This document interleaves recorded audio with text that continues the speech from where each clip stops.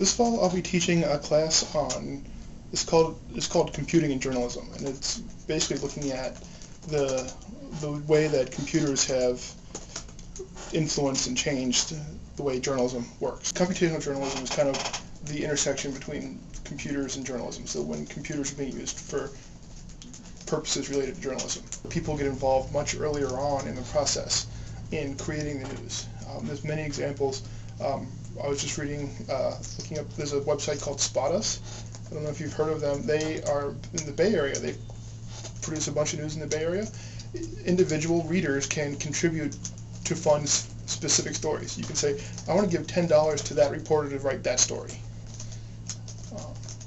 And once enough money gets given, then that story gets written. So this is an interesting new kind of business model for funding journalism.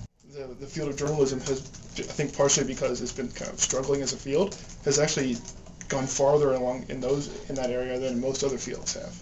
In general, my research looks at social media websites. So websites like Twitter, Facebook, Delicious, sites like that. Mm-hmm. The interesting thing to me about the sites is the way that all the interesting information on them is contributed by other people.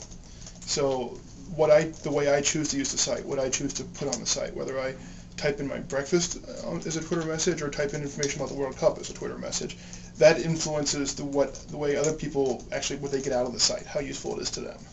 So that's that kind of interplay between creating content, putting it on the internet, and consuming it, because it's the same people doing both. That interplay is really what I study. And what I want to do in kind of longer term is learn how to build better systems where we can kind of influence and shape what information gets created and therefore how useful it is in the future.